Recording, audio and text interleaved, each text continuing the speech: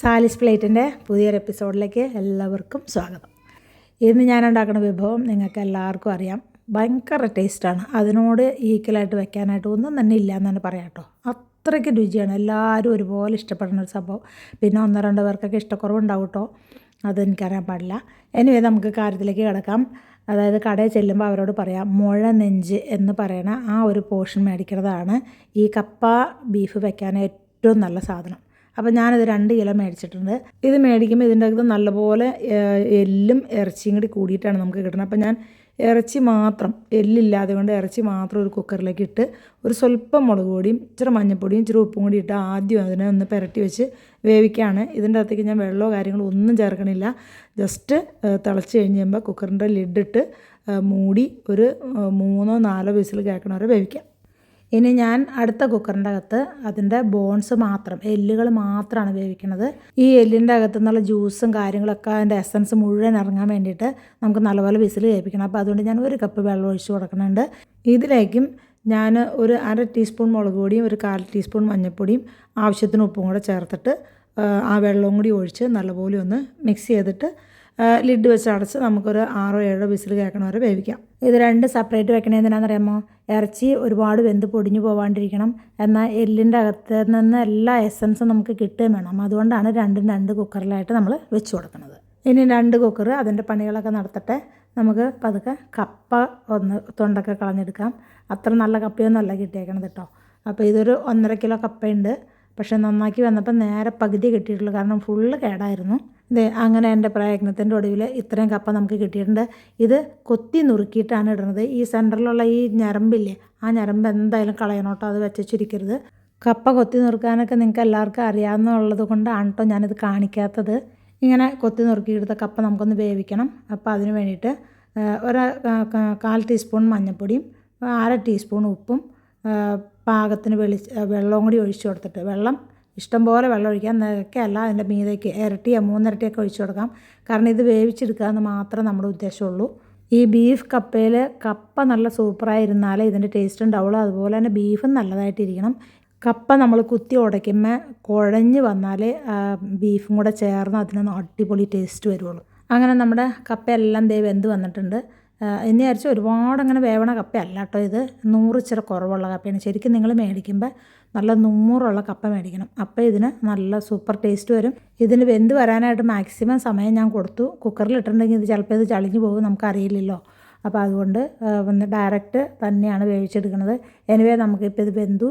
ഇനി ഇതിനെ ഈ വെള്ളം മുഴുവൻ നമുക്ക് ഊറ്റി കളഞ്ഞിട്ട് കപ്പ മാത്രം ഒരു പാത്രത്തിലേക്ക് മാറ്റി വയ്ക്കാം. ഇപ്പോൾ കപ്പ വെന്തു, ബീഫ് വെന്ത് ഒരു സ്ഥലത്ത് മാറ്റി വെച്ചിട്ടുണ്ട്. ഇനി നമുക്ക് വേണ്ടത് ആ കപ്പയുടെ ക്വാണ്ടിറ്റി അനുസരിച്ചിട്ട് വെളുത്തുള്ളിയും ചുമന്നുള്ളിയും നിങ്ങളുടെ എരിവിനനുസരിച്ചിട്ട് പച്ചമുളകും ഒരു കഷ്ണം ഇഞ്ചിയും കൂടെ കൂടിയിട്ട് നല്ലപോലെ ചതയ്ക്കുക.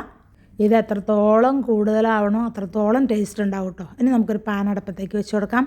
പാൻ നല്ലപോലെ ചൂടായി കഴിഞ്ഞാൽ അതിൻ്റെ അകത്തേക്ക് വെളിച്ചെണ്ണ ഒഴിച്ച് കൊടുക്കുകയാണ്.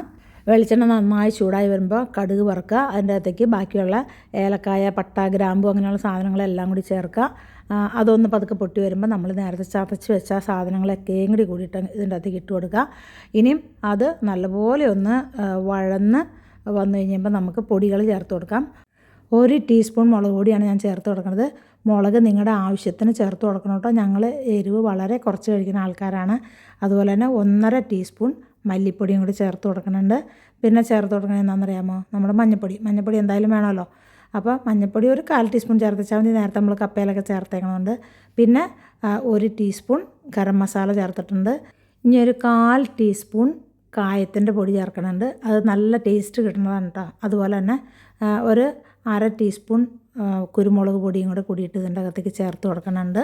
ഇനി ഇതിൻ്റെ അകത്ത് ഏറ്റവും ടേസ്റ്റ് നമുക്ക് തരുന്ന ഒരു സാധനമുണ്ട്, കറിവേപ്പില. ആ കറിവേപ്പിലയും കൂടി ഇട്ട് കൊടുക്കുക. കറിവേപ്പില, ഫ്രഷ് കറിവേപ്പില ഉണ്ടെങ്കിൽ ഇച്ചിരി കാര്യമായിട്ട് തന്നെ തട്ടിക്കോട്ടോ, കാരണം അത് കപ്പയ്ക്കും ബീഫിനും ഒരു പ്രത്യേക രുചി തന്നെ ഒരു സാധനമാണ്.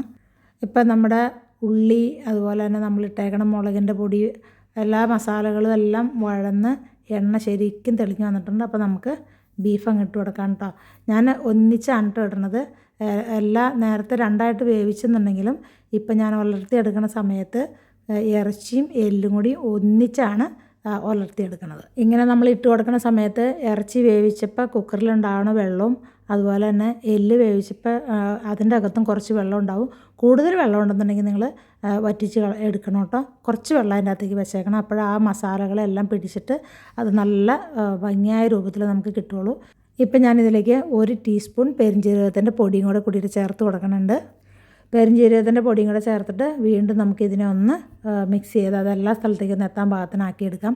ഇതൊരു പെരളൻ പോലെയാണ് കേട്ടോ. ഇതിൻ്റെ അകത്ത് ചെറിയ രൂപത്തിൽ ചാറ് വേണം. എന്നാലും നമുക്ക് കപ്പയിലിടുമ്പോൾ ആ ചാറും ഈ ബീഫും ഒക്കെ ഇടി ചേരുമ്പോഴാണ് കപ്പയ്ക്കൊരു ഉണർവുണ്ടാവുള്ളൂ. അപ്പോഴാണ് അത് നല്ല പേസ്റ്റ് രൂപത്തിൽ നമുക്ക് കിട്ടുകയും ചെയ്യുള്ളൂ.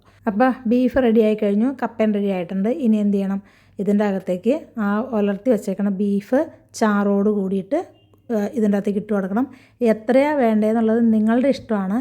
നിങ്ങൾക്ക് കൂടുതൽ വേണമെങ്കിൽ കൂടുതലിടാം, കുറച്ച് വേണമെന്നുണ്ടെങ്കിൽ കുറച്ചിടാം, അത് നിങ്ങളുടെ ഇഷ്ടം. ഞാനൊരു 1/3 ഭാഗം ബീഫ് ഒലത്തിയതാണ് ഇപ്പോൾ ഈ കപ്പയുടെ അകത്തേക്ക് ഇട്ട് കൊടുക്കുന്നത്. ഇതിന് കണക്കുകളും കാര്യങ്ങളൊന്നുമില്ല. അവനവൻ്റെ ഇഷ്ടം പോലെ അവനവൻ്റെ രുചി പോലെ എത്ര വേണമെങ്കിലും ഇട്ട് കൊടുക്കാം കേട്ടോ. ഇനി കപ്പയുടെ അകത്തേക്ക് നമ്മൾ ബീഫ് ഇട്ട സ്ഥിതിക്ക് നമ്മൾ നല്ലപോലെ ഇതിനൊന്ന് ഇളക്കി കൊടുക്കുക. കപ്പയ്ക്കും ബീഫിനും നല്ല ചൂടുള്ളതുകൊണ്ട് ഇത് വേറെ ഇനി ഒരു കുക്ക് ചെയ്യേണ്ട ആവശ്യം വരണില്ല. കപ്പയിലേക്ക് ബീഫ് ഇട്ടിട്ട് നല്ലപോലെ മിക്സ് ചെയ്ത് കൊടുക്കുക. ഉടയണ കപ്പയാണെന്നുണ്ടെങ്കിൽ ഒന്ന് കുത്തി ഉടച്ചു കൊടുത്താലും നല്ലതായിട്ട് ഇരുന്നോളും. അപ്പോൾ എല്ലാവരും വേഗം പോയി ഉണ്ടാക്കിക്കോ. സമയം അനുസരിച്ച് സൗകര്യം അനുസരിച്ചൊക്കെ ചെയ്യാം. അതിനോടേക്ക് പറയട്ടെ, വീഡിയോ കണ്ടതിന് ശേഷം ലൈക്ക് ചെയ്യാനും കമൻറ്റ് ചെയ്യാനും സബ്സ്ക്രൈബ് ചെയ്യാനും ആരെങ്കിലും ഉണ്ടെങ്കിൽ അതിനൊന്നും മറന്നു പോയേക്കരുത് കേട്ടോ. വീഡിയോ വൈൻഡപ്പ് ചെയ്യാനായിട്ടുള്ള സമയമായി. അപ്പോൾ അടുത്തൊരു നല്ല വീഡിയോ ആയിട്ട് കാണുന്നതുവരേക്കും എല്ലാവർക്കും ബൈ ഫ്രം സാലിസ് പ്ലേറ്റ്.